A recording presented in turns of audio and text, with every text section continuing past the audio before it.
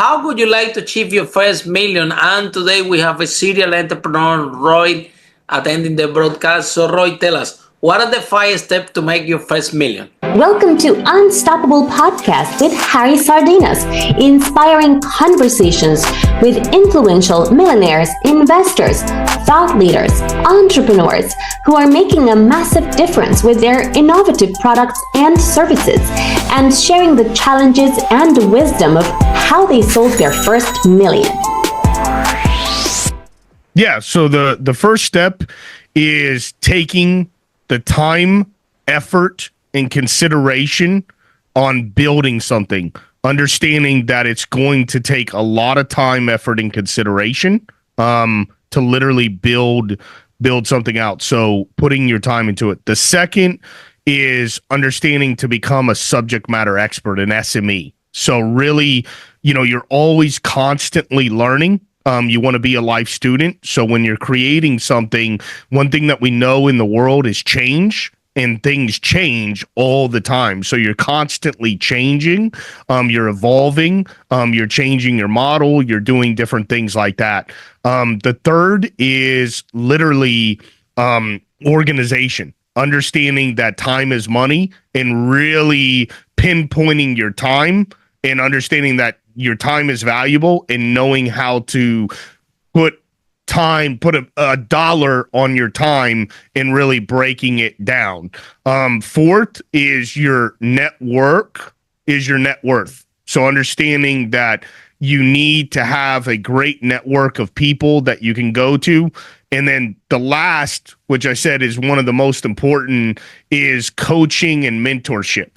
100% having somebody understanding that the knowledge game is there. If somebody can shorten your gap because they already have that knowledge, you want to make sure that you have a mentor and a coach and different things like that is for sure. Roy, these 5 steps are brilliant.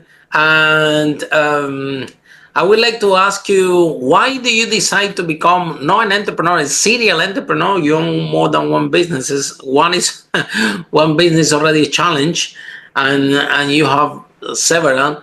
Why you decide to become an entrepreneur, and how this has happened? Yeah, I 100% decide to become an entrepreneur because I started my career in sales, and I moved into being a director of business development. And not only did I grow one company, I grew the company. I made it extremely successful by being the director of business development, bringing in a ton of customers. And I made the company a massive amount of revenue. And I think it was the second company I did that with. I realized, like, if I can take the owner and I can take him from a normal car to like a Bentley, and I can take him from a normal house to a mansion, and I can take him to the next level, I got to stop doing this for somebody else. I need to do it for me. Like, at the end of the day, it's his business. It's not mine. And no matter how much you're paying me, like, the day that I leave or the day that we decide to split, it's all his. It's not mine. So I after making 2, I guess you'd say, CEOs over a large amount of time, or a certain amount of time, making them multimillionaires, I said I need to do this for myself. Wow. And that's how I started becoming an entrepreneur. Wow, that's really, really powerful. And I'm glad that you took that decision. A lot of people don't take that decision. A lot of people stay in the, what we call in the comfort zone. Okay, so it's easy to get paid, yeah. And it's and some people have some fear how to own their own business, how to start their own business, and they never start. Whether you, Roy, you have a lot of confidence in yourself, that it was common sense. You said, look, if I can do that for myself, and I can own the thing, and it's gonna be me. If I'm doing the job, the work, but it's gonna be you who live in the mansion, right? Keep up the rewards, and you're gonna work hard anyway. That's the other thing. And people think, well, either you're an entrepreneur or you're not. You have a paid job. It's gonna be challenges. You have to work hard anyway. So better to work hard for yourself. Now, Right. I'm on. And I think stemming from that, I can bring up a little bit of another conversation. So I started my career at 18 years old selling cars. Okay, so I was selling cars in the car business, and I was extremely successful. But the thing that kind of made me an entrepreneur that I didn't realize made me an entrepreneur was selling cars, because when you can sell cars, like you're the epitome of sales. Like if you can sell cars, you can sell anything, right? And I always knew that if I could sell cars, the beautiful thing is you could take everything away from me tomorrow, right? You could take everything. You could make me broke. You could put me on the street. And I know that I could go anywhere, like I'm in the United States, but I could go anywhere in the United States. I could take a plane, go to any city, any state, and I could walk onto a car dealership and I could start selling cars even to this day, and I could get it all back. So life is risk, right? But I learned at a young age to risk, because you know what? If I lost it all, like you said, people would tell me, like, Roy, you're such a good car salesman. Like, if you lost it all tomorrow, you'll get it all back. And I took that stance in my entire life. Like, people don't realize, like, taking chances, if you lose it all, if you're really, an entrepreneur, a true entrepreneur, one of the biggest things about him is I have lost. I want people to know that. Like, I've built successful companies, but I've also like crashed and burned, and I built it all like back everybody up. else. And I think that's a true serial entrepreneur is somebody that knows that they could be broke tomorrow, but they'll get it all back. Okay, I'm glad, Roy, that we got into this conversation. So we're gonna expand a little bit for our audience, because you're sharing few important things, and I think our audience is gonna get something out of it. Yeah. Step number one. Yeah. I think that your first job was in sales, right? You were selling cars, right?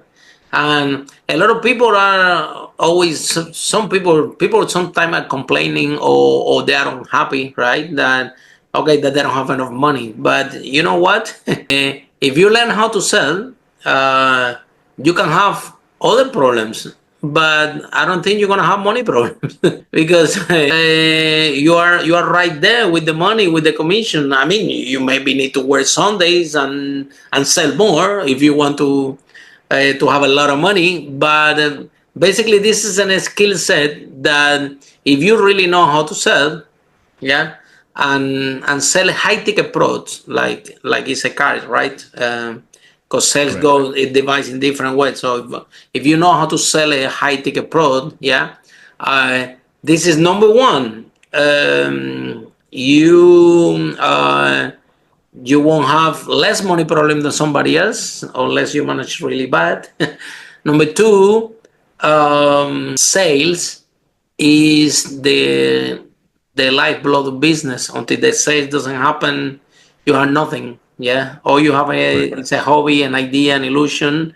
The product, somebody have to sell. Somebody have the skill, not even to sell, but to make this product market fit, so people actually can sell. Because selling is not only, people think that selling is also, or is only, okay, this is my product, buy from me, and it goes a lot into this equation. It's prospecting, having the right people, see what car can you show to that person just by the way they dress, their personality, and take fast decisions, things like that. And this is something that's really powerful when you apply these skills in business. And I think the biggest thing about entrepreneurship, owning a business, risking things, and being that type of place is you do. If you have a background in sales and marketing and advertising, either you need to know, like if you're an entrepreneur and you're not in sales and marketing and advertising, you got to make sure you hire the right person, because you're right? Like you could build a restaurant and you could have the best food in the world, but if you don't get people in to taste it and tell other people. And if you don't get the people in the door, you're going to go out of business. So you 100% have to have sales, have to have branding, marketing, and advertising. So it was tremendously beneficial for me, but not all people have that. But you better get it. Like, you better, and I'm not saying you have to get it, but you better hire the right person. It's such a main part of any business, right? Is you got to drive the traffic and you got to be able to close the customer. Roy, let's talk about the transition, because we want to help a lot of people in corporate. Yeah, same like your situation before. Yeah, they want to become entrepreneurs. Yeah, I know the area that you were doing is business development, so maybe you have to be involved in all areas of these companies, the business that you were the head of business development, right? But I think that the mindset from corporate, it changed completely from being an entrepreneur, because when you're in corporate, they train you only to do a specific job that you have to be very good at it, yeah? And you are in this narrow space. Though when you come to entrepreneurship, it's completely different. Okay, you need to know a little bit about everything, yeah? And I think a lot of people that jump from corporate and want to have their own business, they arrive to their own business, and the first thing that you hear them say, okay, I don't like sales, I don't like marketing, this is not my job. My job is to create the product, yeah, or my job is this. And they're using the language coming from corporate, applying to entrepreneurship, and imagine what's going to happen in the culture, in the company, if you see the CEO saying, this is not my job. At the moment that the leader said, this is not my job, the whole team is going to say, this is not my job. You know what I mean? And the whole thing is a collective effort. So how, I know that you were an exception, because the type of role that you have in corporate actually gets you involved in learn a little bit about everything, because it was head of business development.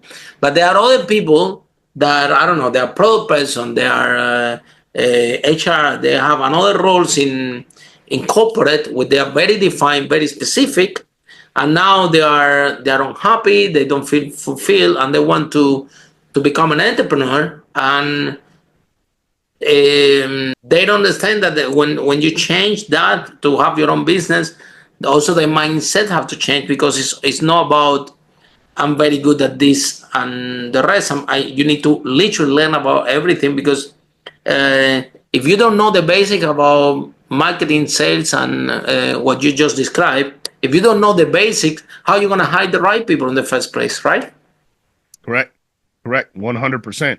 I said, you just hit the nail on the head, my friend. I mean, I think the number one thing that you got to be able to have, or the most important things to have, are sales, marketing, advertising, and then gigantic, enormous thing that you got to have is financial literacy. Like, you got to be able to know, because being an entrepreneur, if you're going to start as an entrepreneur, you got to start very humble, right? You don't want to spend a lot of money until you start making money. So you really got to figure that out. Like, when I started my business, one of the businesses that I started, literally, I convinced my wife to let me put all the furniture in the garage and cover it. And we put the entire company in the house, in every room in the house, because wow. That's how we started the business. Because that's a way of doing it. Yeah, we didn't go get, why are you gonna pay office for? Yeah, and when you pay office, you gotta. Yeah, when you pay office, you gotta lease an office. You gotta lease it for 12 months. So you're at a commitment already. You're already in debt. So whatever you can do not to spend money to start, you got to keep your overhead low, because like you said, and you got to be, you have to be every position. That's the beautiful thing about being an entrepreneur. But the hard thing about being an entrepreneur is you got to be every position. So you got to know how to do sales, marketing, advertising, finance, customer service, the cleaning person. You're even the cleaning person. You're cleaning stuff. You got to be humble. When you start, there is no funds to pay everybody, so you have to you have to do it yourself. However, Roy, you see, the other day I was speaking with someone, yeah, and some people say, "Well, I started with no money and was hard." In retrospective, I think that the best thing that can happen with people to people is start without money, so they can grow organically. Because at the moment that entrepreneurs out there have a little bit of money, have some money, it's they're not gonna take this decision that you took. Okay, let's be the office is gonna be the house until we bring some sales, right? All my companies, I never have an investor. I always grow it organically. Nothing wrong with investors, but I always grow it like this. I make it, and we have a property business. We managed to sell over 5 million, but it was like this. It was growing organically. Now, the point is that some entrepreneurs are that they do have money, or they mortgage the house, or they ask family and friends for money. What they do is, especially tech entrepreneurs. I'm asking you the question because I know one of your business is 3D printing. So tech entrepreneurs out there forget this MVP, minimum viable product, yeah, and they remove the M, the minimum. They remove that M, and they start to create it. That software, that technology that will change the world, that is revolutionary, and they put all the money, funds from the family, friends, everything onto that product. And then when you have this big giant, now you don't have resources for marketing, you don't have resources for sales, you don't even know that the product is market fit, and now they are stuck, and the product is not moving. Yeah, and this happens a lot in the tech space, and unfortunately, 98% of the tech companies, they failing just because not understanding that basic that principle. A lot of people come to me and say, "Oh, Harry, you don't understand. Tech businesses is different than normal businesses." The more that I see tech, the more similar are to a normal business. So, Roy, what as a tech entrepreneur, because you know your company is 3D printing, yeah. What was the challenging of you building this company, yeah, and is this really tough and difficult be a tech entrepreneur in the United States? I mean, this podcast, 5 Steps How to Make the First Million, 1 out of 5 people are tech entrepreneurs, tech multimillionaires. But people might have their wrong assumption that, wow, is so many people going to have a podcast, tech entrepreneurs, and they are millionaires, yeah. Probably it's easy to become a multimillionaire in the tech space. So, what message do you have for tech entrepreneurs so they can build sustainable projects and actually become a successful multimillionaire in the tech space? Because I think, Roy, if you follow the right path, it's not as difficult, right? Well, no, I mean, I just say you got to have the willingness to that there's one word in this world, right, that doesn't exist in your vocabulary, and that is quit. If you don't quit and you keep on going, it's there. You know, I grew my 3D printing business. Just to give you an idea, I started at my house, right? Wow. And grew it from there. And then, you know, in 2021, we saw extraordinary growth. I went from the day before the country shut down with COVID, I was a 1,900 square foot facility at 1,900 square feet. I had 4 employees, and we're getting about 7 to 10 calls a day. The country shut down with COVID, shut down. We went to 200 to 300 calls a day, every day, 7 days a week. I went from 4 employees to 38 employees. I went from 1,900 square feet to occupying 65,000 square feet in less than 90 days. I became the 6th fastest growing company in Tampa Bay, Florida. I was awarded the 6th fastest growing company by the Tampa Bay Business Journal. We saw extraordinary growth. And the thing that you see is, what are you printing, Roy? What were you printing? You're printing gold or what? What are you printing? Well, no, what we did is we sold printers. You're selling the 3D printers. Oh. Yeah, so what I did when COVID hit is I showed people how to buy a 3D printer or a laser cutter and start making something, build a store online, and start selling it and make Wow, really powerful. $4,000 a month, and we were selling business in a box. We were selling people business in a box where they were home from COVID and they could literally start their own little entrepreneur business by buying a 3D printer or laser cutter. And it took off, right? It took off. Yeah. But I could tell you, no matter how big, how small you are, I've been big, I've been small, you always have issues. I mean, there's always issues. I mean, growing that fast, there's no time to put in policies, procedures, manuals. I'm in tech. I'm in 3D printing. Guess what? There's no school for 3D printing. There's no education for 3D printing. So every single person I hired, I had to train from the ground up.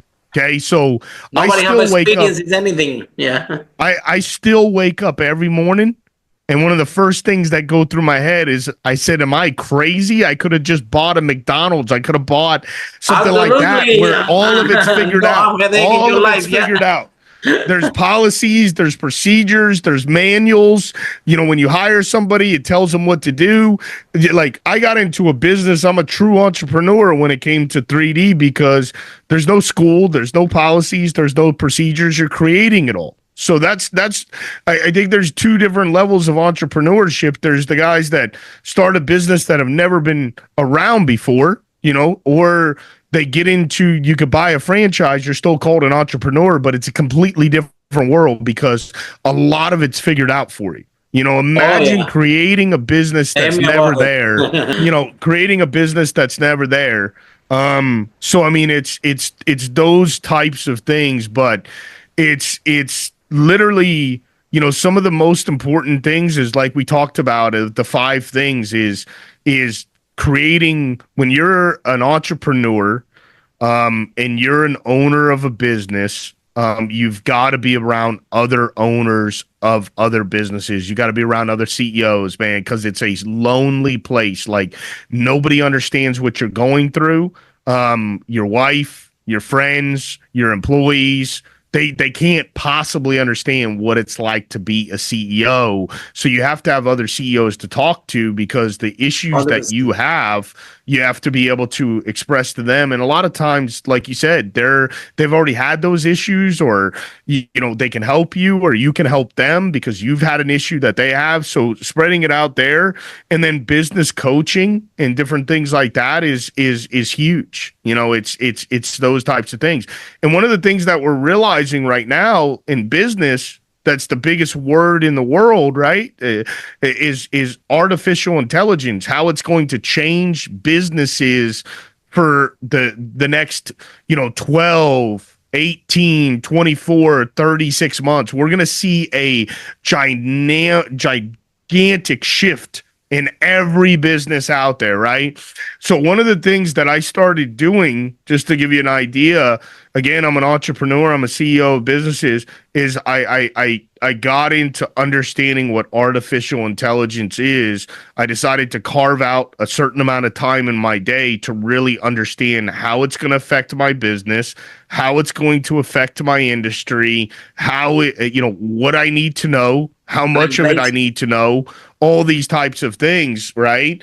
And so those are some of the things that people need to pay attention to.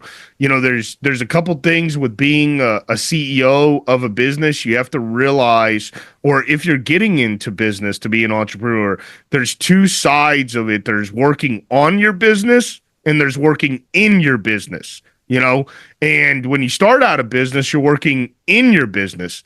But you also got to realize you got to work on your business. You got to step back and look at your business and work on your business. And you got to look at that stuff, especially with like artificial intelligence. Now you got to make sure you know how it's going to affect your business and affect your industry. And how to implement it, yeah? Because in the end of the day, implement it. We have to be competitive, yeah? A lot of people saying, well, AI is gonna replace some jobs.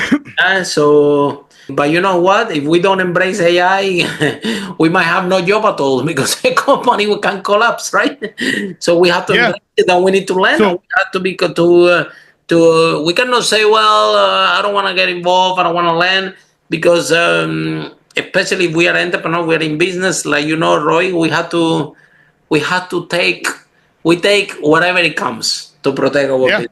Yeah. We we are not scared. We know we. So a lot of people don't talk about this, but last year I started really investigating artificial intelligence and talking to experts in it.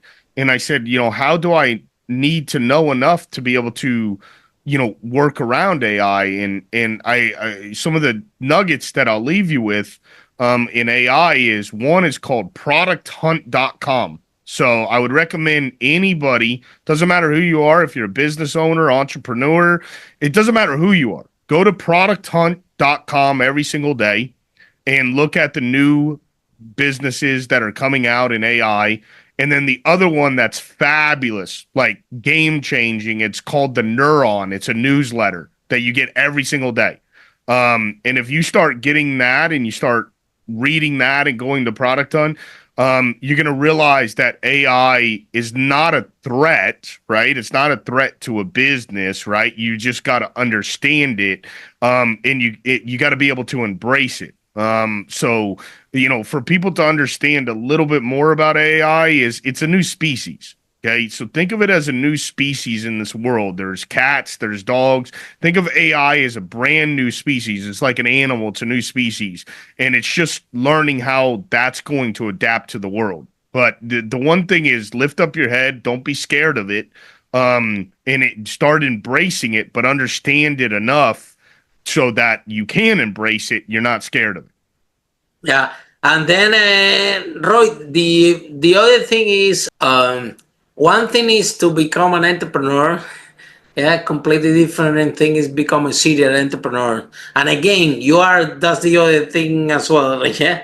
Now, you share with me that you are working in one project, with the AI and videos. It's like literally a startup. Yeah. So Yep.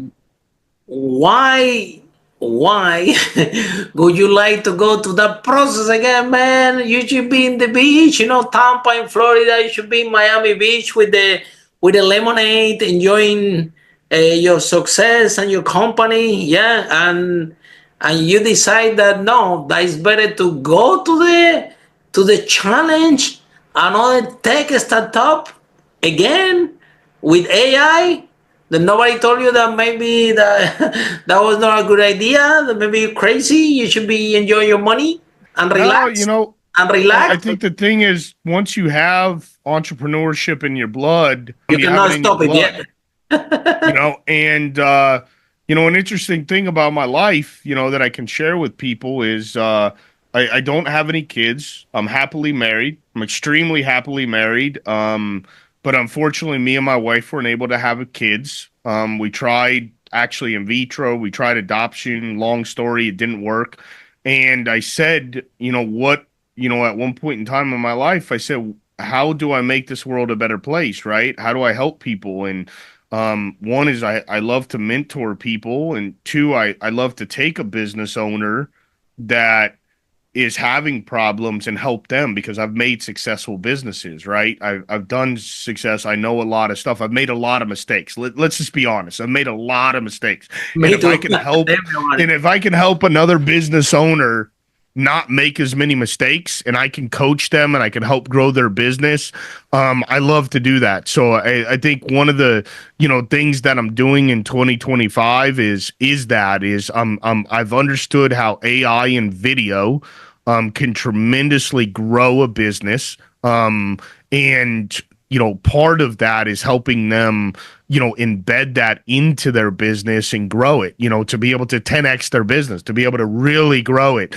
But you got to look at, is helping, truly helping them. So ingraining technology into their business and growing it is one of the things. And that comes into like business coaching, but you're using, you're using the technology of tomorrow, right? Which Grow is the the business technology today. of tomorrow, today, to get them ahead. So if people like me, I'm a crazy guy. I get up at 4:30 in the morning, right? And I spend 2 hours becoming an AI and video specialist. So I call myself an SME, a subject matter expert. So I literally make sure that I know it inside and out, up and down, and I can go and embed it into a company to help them dominate their market area, help them capture business, help them understand how to be different than their competitors,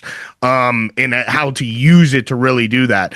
And you'll use the technology of tomorrow to use it today to grow ahead. One day it's going to be standard, but most companies don't know how to use it right now to grow, and that's something that I'm able to help them with. So definitely. Yeah. So, Roy, I think that the other thing that I want to share is like, talking about the coaching. Yeah, I'm talking about the mistakes. We believe that entrepreneurship is a skill, right? It's like driving a car or swimming. The more you practice, the better you become. Yeah. So the more the knowledge comes in entrepreneurship, just about learning about your mistake. This is how you develop the skill. And unfortunately, a lot of people are looking for a shortcut, and there is this part of developing this skill, failing and coming back. This is something that is the entrepreneur have to develop this skill. However, coaching and mentoring is a huge way to accelerate that process. And the biggest challenges that we have with entrepreneurs, yes, is that because they come into this mindset that they have to do every little thing at the beginning of the business, yeah, they still have this mindset that they have to do everything by themselves, and they don't need a coach. They know everything and they will figure out everything. And then, honestly, they are suffering in their own stubbornness. They are stuck. The business is not moving. They don't have time to see the wife, the kids. They're working 12 hours in the business. It becomes worse than a job, and still they are in this mindset. Well, I don't need help. I will figure it out myself. And until they don't surrender in this mindset, and they understand that, hey, I need somebody to help me, gonna be sometimes difficult, because sometimes that I have businesses that fail. I have a restaurant. I lost 200,000 pounds. I couldn't figure out how to make this thing work. I tried everything. I couldn't. I tried everything. Yeah, I had to let it go. So you know what I mean. Probably you need a coach sometime to even tell you that. Say, look, this is what I find out, my friend. This business that you want to take off, it never gonna work because this, and this. So drop it, do something else, or design or repackage what you have.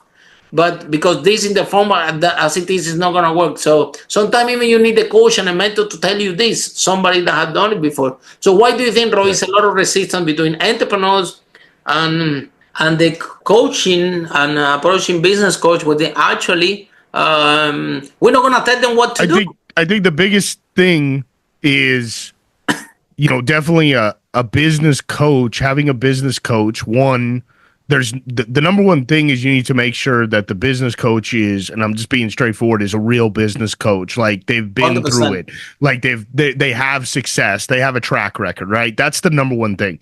The second thing that is the absolute most important imperative thing, right, is the connection between you and your coach, right? You have to have this type of relationship. And if you don't feel that you're going to have this bond, this relationship, this true relationship that's going to help you, then you need to interview multiple coaches, right? Because you got to have this true bond with your coach. And if you have somebody that is a coach that knows knowledge, right, that has done it, that has made mistakes, that can help you not make as many mistakes and can guide you, and can also just keep you inspired, right? That's what coaches do. They keep you inspired. They keep you motivated. That's the thing. And then that bond is so valuable. I mean, I love in the world is you pay a coach, right? If you have the right coach, if you're paying a coach to be a coach, if they say, some people say, well, as the business grows, I'll pay you. I'd love that, because I'm going to make a lot more money if the business grows. And then they're going to immediately say, no, let me just pay you like you're a coach, right? Because, like I get paid a certain amount to be a coach, but I would automatically say, like, listen, if I grow your business, give me a percentage of how much you are. That's the wrong thing, because I'm going to make a lot more money. I'm going to make a ton more money, because it's easy to grow. Like, I know how to do that. But the biggest thing is that relationship between, and you need it. You need it now more than ever. You just like we talked about, there's AI coming in, there's hurdles with the economy, there's so many different things. You need somebody not only to talk to, but you need somebody that you can pour into, but that is educated in that definitely knows how to handle multiple things. Because like you said, within a business, I mean, a CEO is you got to remember, he's dealing with so many different things from, just like one of my businesses. I mean, you've got every facet. You've got logistics, right? You've got marketing, you've got advertising, you've got digital media, you've got accounting, you've got accounts payable, accounts receivable, you've got, you've got ordering, you've got so many different departments, right? And you've got to make sure that it's all synced. And the more in life that people realize that the number one thing to be is a life student, to constantly learn and evolve and change and accept that, the more you can change, the more successful entrepreneur you are, right? Like you've got to constantly be able to change and adapt to the world and adapt to the environment that's out there, right? And, so those are some of the things, absolutely. Roy, somebody's in love with our conversation and want to learn more from you. How can they find you, and how this process work? Yeah, definitely. They can find me on social media always. I'm on every channel, but just go to my website, roykirchner.com, ROYKIRCHNER.com is my main website. And I'll be more than happy to always talk to anybody. We have free consultations. So, and by the time I'm done, if it's the right fit, that's what matters. Thank you so much, Roy. I really, really appreciate it. And for all of you following this broadcast, see you in our next episode of Unstoppable, how great entrepreneurs like Roy break that wall and achieve the first million. Bye for now. Follow us for more interviews with world's most influential, audacious entrepreneurs that overcame challenges and adversity, providing you with the blueprint of how they sold their first million so you can grow your business exponentially.